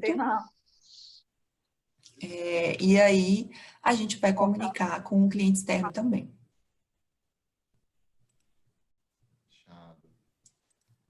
Próxima pergunta aqui é da colega, deixa eu ver, ela pergunta assim, qual a relação do glossário com o guia de redação? Se complementam? Legal. Não, hoje eles são 2 documentações distintas, né? Mas é uma coisa que a gente pensa em fazer, a gente pensa em disponibilizar o glossário dentro do guia de redação, porque a gente entende que ele é um braço da comunicação para o usuário, então faz sentido ele estar lá dentro. Mas hoje eles são 2 documentações distintas. O guia de redação, assim como o glossário, ele foi pensado para empresa inteira utilizar, né? Então, para ter um alinhamento de comunicação interna, mas a gente construiu o glossário por fora. Depois ele deve ir para dentro do guia. Legal. Pergunta aqui da Vanessa. Como foi perguntada na outra apresentação, quem dava a palavra final dos termos? Então, a gente teve a comissão, justamente para não ter essa coisa de ter alguém dando a palavra final, né? Então, a gente discutia ali o que a gente entendia e chegava num consenso, né? Eu não mentiria se eu dissesse que eu, por ser UX Writer, tinha a palavra final. O que pesava era a minha opinião a respeito do que o usuário ia entender daquilo, se era um termo simples, compreensível, né, legível, isso sim. Mas a gente discutia tudo juntos ali, a comissão é que definia isso. Beleza. Aí uma pergunta aqui da Gislene, e aí eu faço, a Lud pode responder, quanto a Andrea também complementar, tá, Andrea? Fica à vontade. Ela perguntou assim, qual a diferença, né, se vocês podem explicar a diferença entre glossário e guia de redação? Tá, eu vou falar rapidinho, André, aí você fica à vontade para me complementar, claro, né? Eu entendo que o guia de redação é algo mais amplo, que vai definir pontos, questões sobre a comunicação da empresa de vários ângulos, né? Então, você define ali no guia de redação como você se comunica com o cliente, como você se comunica dentro do produto, como é a comunicação do atendimento da empresa, né? Das pessoas do atendimento da empresa com o cliente. Então, são várias diretrizes ali. É uma coisa mais ampla, uma coisa macro, uma coisa grande. E o glossário é só um bracinho do guia de redação, é só uma parte do guia de redação. É só uma explicação de alguns termos que a gente usa na nossa empresa e, no nosso caso, lá dentro do nosso produto. Acho que essa é a principal diferença, assim, né, André? O que você acha? É, isso aí, eu concordo. Eu acho que o glossário ele vai ter os principais termos, né? Os termos que cabe você ter uma definição que normalmente relacionados ao produto e para você ter o entendimento desses termos, né? E o consenso de entendimento a respeito desses termos, que é bem esse trabalho que você mostrou, muito legal. Parabéns, viu, Lud? E o manual de redação ele é mais amplo, é isso aí. Acho que ele tem outras coisas, né? Desde formato, né? Se você, como você escreve data, como você escreve até manual de tom de voz, enfim, é mais amplo. Legal, meninas. Aí tem uma pergunta aqui de uma outra colega. Ela perguntou se vocês aplicaram o tom de voz aí da marca, né? Possivelmente nele. Aí acredito que mais para a Lud também, né? Em relação ao Conta Azul. Com certeza, a gente considerou o que estava no nosso guia de redação como nosso tom e voz para criar o glossário. Então, os termos que a gente decidiu colocar dentro do nosso glossário, eles têm que estar alinhados com o nosso tom e voz. A gente não pode usar termos muito robustos, muito sérios, muito clássicos, se a gente é uma empresa jovem, moderna, que quer falar com esse público, né? Então, com certeza, os termos que a gente define no glossário que vão ser utilizados dentro do nosso produto tem que ter a ver com o tom e voz da empresa. Né? Complementar, Andréia?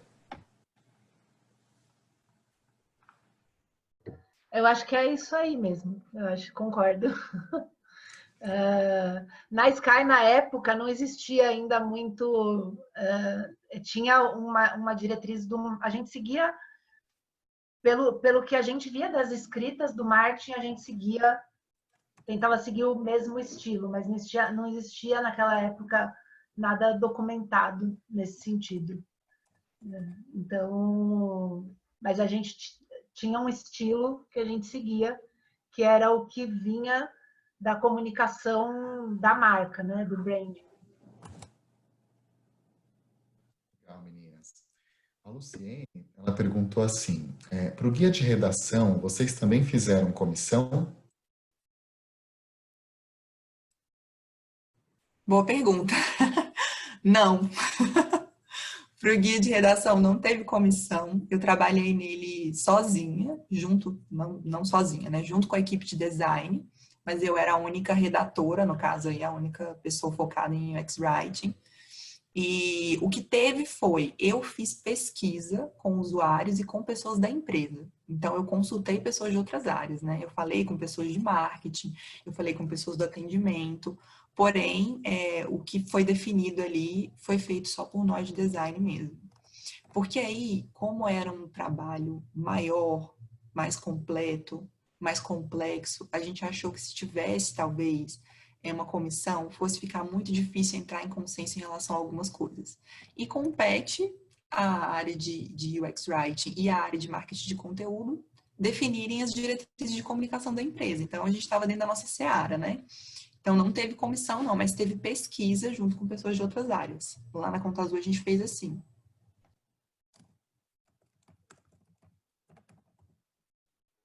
Bacana.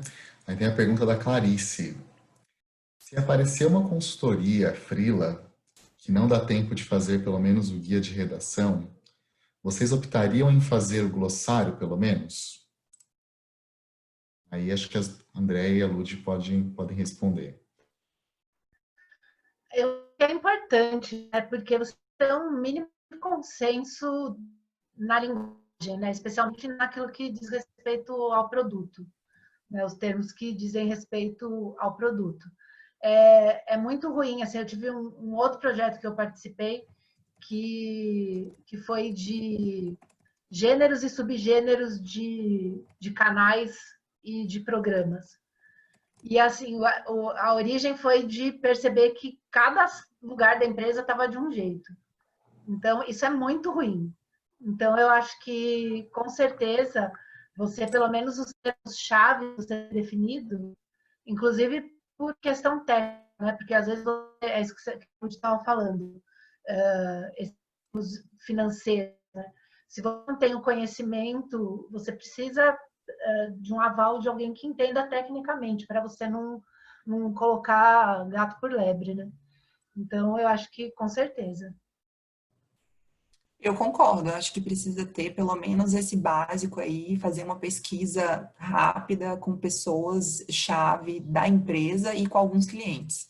Pega ali uns clientes para testar e para ver quais termos eles usam mais no dia a dia deles, quais termos são claros para eles e faz pelo menos um glossário basicão, porque realmente o guia de redação demanda mais tempo e mais energia, mas a gente precisa entender isso aí.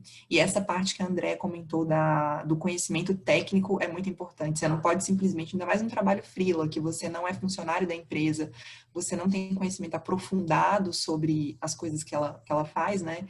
Você precisa de apoio técnico para saber se não está escrevendo bobagem, né? Verdade. A próxima pergunta, meninas, é do Felipe, e ele pergunta assim: você já tem um parcial, já que o glossário ainda é um projeto em andamento. De como o glossário otimizou a comunicação interna na Conta Azul?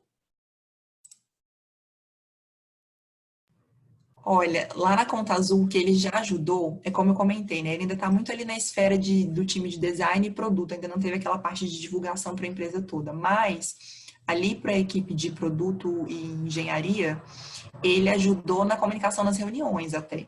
Porque a gente às vezes ia para uma reunião, uma equipe com a outra, uma squad com a outra, e a gente às vezes estava falando da mesma coisa, só que chamando de nomes diferentes, e era uma confusão, o entendimento era muito difícil. Então, agora a gente já tem ali definidos alguns termos básicos e a gente sabe do que a gente está falando. A gente sabe que a gente está falando da mesma coisa. E a gente já começou, né? Antes da minha licença, a gente já tinha começado a passar isso para o produto de uma mesma forma. Então, usando o mesmo termo para definir determinada coisa. E aí já melhorou para o nosso usuário também, né? A gente está usando um termo só para falar sobre uma coisa só. Mas até nas reuniões, cara, até no contato interno lá no dia a dia, ajuda, porque vários nomes vira realmente uma confusão. Pergunta da Franciele. Lud, todo esse alinhamento de termos para tornar o produto mais consistente já levou vocês a alterarem algum termo no produto? Caso sim, como foi o processo de alteração? Teve alguma comunicação para os clientes sobre as alterações? Ainda não alteramos nenhum termo no produto, até a minha saída, né? Acredito que eles não fizeram isso na minha ausência também, o meu coordenador teria comentado comigo. Mas o que a gente alterou foi na forma como a gente estava conversando com os clientes, na central de atendimento. Houve um momento na Conta Azul em que a gente estava migrando um sistema antigo para um novo. E a gente estava chamando isso de tombamento. E a gente achou esse termo horrível. Tombamento remete a uma coisa histórica, né? Um patrimônio tombado, enfim. E isso foi uma coisa que a gente discutiu na comissão, que a gente precisava mudar isso, e a gente passou a chamar de ativação do novo sistema, alguma coisa assim. Então mudou de tombamento para ativação. E aí a gente passou a comunicar dessa forma já, com esse novo termo definido, para o nosso cliente. Imediatamente, a gente comunicou todo o atendimento e falou, gente, vamos parar de usar tombamento. Tombamento é muito ruim, vamos começar a usar ativação de contas novas. E eles concordaram, eles também estavam incomodados, mas é aquela coisa, precisava chamar aquilo de alguma maneira, de alguma forma, e alguém definiu isso, e na correria do dia a dia ficou, e a gente acabou levando isso para o cliente. Mas a gente conseguiu intervir a tempo de não ficar na cabeça, no imaginário do nosso cliente e ele conseguir entender o que a gente estava querendo comunicar. Legal. Esse negócio de falar, vamos tombando o projeto, vamos tombando, é estranho, né? Você fica imaginando as peças de dominó, sabe? Uma tombando atrás da outra. Exatamente. E a gente tem que tomar muito cuidado, né, Agui? Porque tem umas coisas que a gente fala no universo da tecnologia que para a gente são muito claras. Só que para o nosso usuário, não. A gente tem que lembrar sempre disso. O nosso usuário, ele não está no nosso contexto. Então, tombamento, para nós aqui, beleza, todo mundo sabe o que é. Provavelmente tombou uma coisa antiga para um novo sistema entrar. Mas o cliente não. Então, até ele ter essa associação, eu ri muito dos termos que a Andrea comentou aí, né? Da parte da apresentação dela que eu consegui assistir, que os termos que surgiram lá da estranheza que as pessoas tinham em relação a algum deles. A gente teve uma situação lá na Contazul uma vez também que a gente resolveu chamar era um botão CTA, alguma coisa assim, de Contazul Mais. E aí a gente foi fazer um teste de usabilidade mesmo com um cliente. Eu estava no teste no dia. E a gente perguntou para ele o que ele entendia sobre Contazul Mais, se era realmente uma funcionalidade ali no sistema para ele ativar e tal. E no primeiro momento, a gente deixou ele livre, né? Porque para não tentar enviesar muito a opinião dele, a gente deixou ele livre para ele expressar a opinião dele, e ele perguntou se era um evento que a Contazul estava organizando. Então, para você ver que a gente precisa contextualizar muito, porque as confusões, elas são frequentes e grandes se não tem contexto e se não tem alinhamento, né? Com certeza. Tem pergunta aqui da Stephanie, das meninas, tá? Das empresas que vocês atuaram, qual vocês podem citar como um exemplo a ser seguido com relação a de produtos e gestão do conhecimento?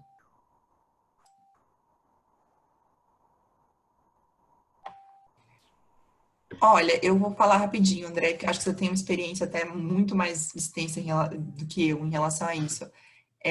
Eu vim do jornalismo, né? Então, antes de trabalhar na Contazul, eu não trabalhava na área de tecnologia, eu trabalhava com redação, trabalhava com assessoria de imprensa e tal. Mas tenho como referências fortes a própria Contazul, lá eles trabalham legal com isso. A parte de gestão do conhecimento é uma coisa muito difícil nas empresas de tecnologia, pelo que eu vejo. Acho que a gente ainda precisa melhorar isso. Muita coisa se perde quando as pessoas saem da empresa, elas levam muito conhecimento. A gente precisa organizar isso para não perder, para novas pessoas entrarem e terem acesso a tudo que já foi decidido. E uma forma de fazer isso são essas documentações, é o guia de redação, é o glossário, isso é uma forma de gerir o conhecimento para quem está entrando, né? E também tem outras referências aí, e aí eu digo de não de ter trabalhado, mas de estudar, né? Airbnb, Nubank, apesar de serem empresas novas, são empresas que já fazem, já têm uma preocupação em relação à gestão do conhecimento, até por terem grande rotatividade de pessoas, como é bem comum na área de tecnologia também. Então, a gente precisa se preocupar muito com gestão do conhecimento nessas áreas que tem muita rotatividade. Então, eu fiquei muito tempo na Sky, né, em várias áreas. E o que eu percebi ali dentro da empresa é que isso variava muito de uma área para outra. No atendimento, no tempo que eu fiquei na comunicação do atendimento, a gente tinha bastante, era tudo bem documentado. Até porque a gente chegou a ter problemas assim disso, que ela falou, sai uma pessoa e aí ninguém mais sabe como é que faz, conhecimento se perde. E em outras áreas, nem tanto. E aí eu acho que ela citou as que eu tenho. Eu gosto muito do manual de redação da Contazul, que a Lud fez, muito legal. E não está me ocorrendo nenhuma outra agora. Eu estou tentando lembrar uma que eu tinha visto que era bem legal, mas eu esqueci qual é. Tem o MailChimp, foi uma referência bem forte nossa lá também para criar o guia de redação. Eles têm um guia bem estruturadinho também, são referências. Eu usei também na época o manual de redação do governo federal, é bem legal também, é uma referência forte. Acho que até o Bruno Rodrigues trabalhou nele também uma época, não sei se todas as versões. Mas o governo, por incrível que pareça, a gente acha que no governo as coisas são antigas, arcaicas, eles não se preocupam com isso, mas em relação a manuais e regras e padrões, eles têm boas referências aí pra gente. Tem o da Stone também, que o pessoal compartilhou esses dias, Verdade. que eu achei muito bonitinho, assim, bem moderno. Depois eu coloco o link aí no chat para vocês poderem conferir. Bem legal. Legal. Bom, tem uma última pergunta aqui, tá? É da Luciene. Pessoal, se vocês quiserem fazer mais perguntas, fiquem à vontade aí no chat, tá? A pergunta da Luciene foi assim: quanto tempo é necessário para concluir o guia de redação? O guia de redação lá da Conta Azul foi o primeiro trabalho que eu fiz quando eu entrei lá em 2018. Eu fiquei focada exclusivamente nele durante 6 meses. Para soltar essa primeira versão aí que a gente soltou, né? Que a gente também entende que é um material vivo, que precisa ser atualizado. Já teve uma atualização desde do lançamento dessa versão.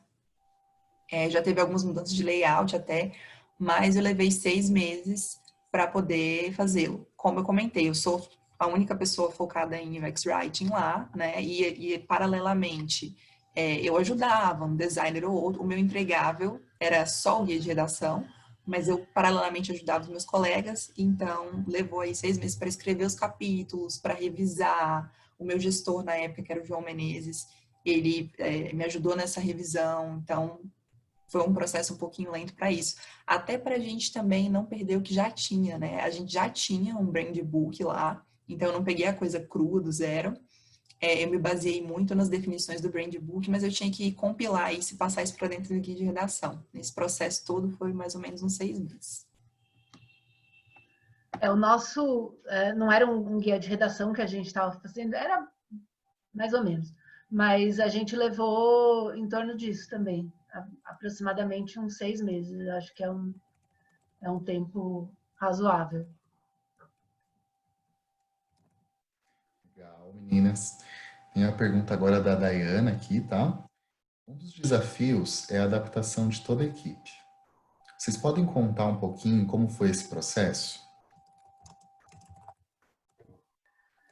Da equipe de comunicação, ela está dizendo, é isso? Ela colocou a equipe aqui.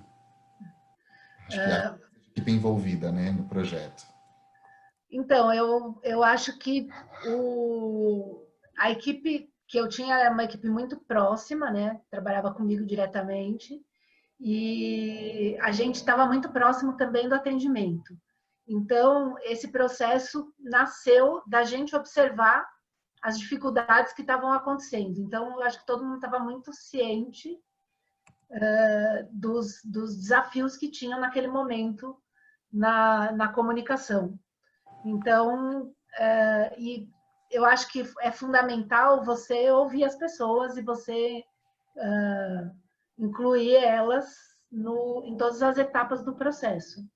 Então, eu acho que para ser efetivo e para as pessoas realmente usarem, elas precisam sentir parte, né? Precisam sentir e ver dados, né? Resultados de pesquisa. Então, se você comprova e se você mostra, se a pessoa participa e dá opinião e assiste os testes, é muito mais fácil dela ficar engajada e realmente usar. Eu acho que essa ideia de fazer uma comissão e de você ter pessoas de todas as áreas ou realizar reuniões com todas as áreas é bem interessante, porque aí você coloca todo mundo na mesma página, né? E é muito mais fácil das pessoas se engajarem. Com certeza, é muito mais fácil as pessoas engajarem quando elas estão participando e se sentem ouvidas e incluídas no processo, né? O que eu senti aí de desafio foi uma coisa de agenda mesmo. como a gente era pessoas de 5 áreas aí, extremamente atribuladas e atarefadas, a gente tinha que lembrar elas da importância desse trabalho, de participar, de definir, de alinhar a comunicação. A gente tem que estar sempre lembrando a importância da comunicação, né, do texto, porque me parece, assim, eu não sei se isso acontece em todas as empresas e tal, mas que a comunicação, às vezes, ela é um pouco relegada, parece que é uma coisa que pode ficar para depois, sabe? Ou sei lá, não sei se as pessoas confiam que tem alguém que está focado olhando para aquilo e elas não precisam se envolver, mas não, é uma coisa de todos, é uma coisa da empresa, todos precisam estar envolvidos, né? Então, teve essa questão do envolvimento aí em relação às agendas, assim, gente, a gente precisa se encontrar para definir isso. Ah, mas eu tenho entrega, ah, mas eu tenho uma coisa da minha área, mas vamos priorizar. Mas, assim, as pessoas que participaram eram pessoas referência e elas davam um jeitinho delas e participavam. E com certeza, se fosse para eu ter feito sozinha e ter passado para elas, as áreas não teriam dado a importância que elas deram porque tinha pessoas referências daquelas áreas envolvidas, né? Então, com certeza, a participação das pessoas faz ficar mais a cara da empresa mesmo, de toda a empresa, e não só de uma área específica. E essa questão que você já tinha mencionado da participação do técnico, né, naquele assunto, porque parece meio uma intromissão, né? Você chegar lá e falar, não, vocês no financeiro vão falar tal coisa. Se você tem a participação, você escuta, de alguma forma a área está envolvida, é muito mais fácil e você tem certeza de que você também está usando o termo adequado do ponto de vista técnico. E isso é bem importante, Andréia, porque a gente, como UX Writers, eu lá, sou a única que faz isso, eu tenho um pouquinho de conhecimento sobre tudo, mas nada muito aprofundado. Então, eu sempre preciso de ajuda, né? Tudo que eu vou fazer, eu já estou na empresa, vai fazer 3 anos que eu estou lá, mas tudo que eu vou fazer até hoje, até coisas que eu acho que eu sei, eu sempre bato com a área técnica antes de entregar. Então, eles participam de todo o processo comigo, início, meio e fim. É muito importante isso mesmo. Meninas. Pessoal, alguém tem mais alguma dúvida? Quer perguntar mais alguma coisa no chat? Fiquem à vontade, a gente tem mais uns 20 minutos aí. Lembrando que eu coloquei agora, há pouco tempo, os nossos contatos, né, da comunidade. Então, tem o nosso Facebook, a comunidade está lá no Facebook. A gente tem Instagram também, onde a gente divulga aí os eventos, né, os meetups, trocamos artigos, né, meninas? Dicas. A gente abriu também aí uma página no YouTube, tá? Essa página a gente abriu recentemente. Então, hoje eu subi 2 vídeos, né, de 2 meetups de 2019. Então, um foi do portfólio, né, do X-Writer, que a gente fez lá na FESP. Participaram aí a Ariana, a Camila, foi um meetup bem legal. Então, a gente conversou sobre o universo aí da construção mesmo do portfólio, o que a gente pode colocar, o que não deve se colocar. Então, as meninas arrasaram, foi um meetup muito legal. E teve um meetup também que eu subi lá no YouTube, que foi a Joyce Lima falando sobre androcentrismo, né, que é um assunto muito interessante, né, inclusive que envolve essa questão da comunicação mesmo, o uso das palavras, essa questão do sexismo aí, né, de utilizar sempre o masculino nessa comunicação. Então, ela trouxe algumas reflexões, vale muito a pena assistir, foi um meetup muito legal também. E a ideia é a gente subir esses vídeos, né, lá no YouTube para que vocês possam conferir depois, né, porque a nossa vida é bem doidona, assim, a gente acaba se comprometendo com o horário, às vezes não dá, a gente super entende, né? Então, tem lá no YouTube os vídeos. Se alguém quiser também mandar alguma sugestão para a gente, tem o e-mail aí, né? E o nosso site também aí, que é a criação do Éder, né? Que a gente coloca todas as informações lá também, tem bastante artigo, informações. As apresentações das meninas já estão lá, tá? Vocês podem olhar lá as apresentações. E, bom, gente, se vocês não tiverem mais uma dúvida, quero deixar aqui o meu super, super, super obrigado, Andréa, Ludi. Foi maravilhoso, né? Recebi aqui vários feedbacks positivos aqui no chat, todo mundo colocando aqui parabéns, massa a apresentação, o Felipe colocou aqui, né? E que passe logo a pandemia, né, para fazer um meetup presencial, conhecer, de certa forma, todo mundo. E aqui, ó, tá, quais são os links dos demais guias de redação além do Conta Azul? Gente, eu coloco aqui para vocês, tá bom? Bom, meninas, se vocês quiserem fazer o encerramento, passar uma palavra final, fiquem à vontade, viu? Bom, em primeiro lugar, eu agradeço super o convite. Fiquei feliz de poder participar e estar em contato. E admiro muito o trabalho de vocês, assim, de organizar a comunidade e criar todos esses espaços de troca. É muito legal ver isso, né? Eu acho que isso é uma característica de UX. As pessoas são muito generosas e são muito... Eu já vim de outras áreas em que era o contrário, assim, dentro da própria empresa, ninguém queria compartilhar, uma coisa horrorosa. Já tive chefe falando para mim, cuidado, fulano está olhando o que você está fazendo, como se a pessoa que senta do meu lado não pudesse ver o que eu estava fazendo. E aqui vocês criam esse espaço de troca que é super rico, eu acho que todo mundo ganha, todo mundo cresce, e vocês estão de parabéns, e agradeço o convite. Eu também queria agradecer, Agno, achei incrível participar aqui com a Andréia, maravilhosa, uma apresentação super rica, a gente aprende sempre. Você também, puta profissional, e concordo plenamente, assim, gênero, número e grau. É uma comunidade muito colaborativa, me recebeu super bem, e isso me fez aprender rápido e poder começar a compartilhar o que eu estava aprendendo também. Eu vim do jornalismo, que é uma área que tem muito mais competição, então é muito bacana isso, vamos manter, e com certeza que em breve passa a pandemia para a gente poder se encontrar pessoalmente de novo. Um beijo, tá, gente? Boa noite. Beijo, Até boa mais. noite. Bom, gente, então, muito obrigado pela participação de todos vocês. E aí a gente vai se falando aí nas redes sociais. Obrigado, um ótimo final de semana, uma ótima sexta, ótimo happy hour, tudo de bom, viu, gente? Até breve. E aí eu subo o vídeo desse meetup, se Deus quiser, amanhã, tá bom? Tá bom. Obrigada. Até breve.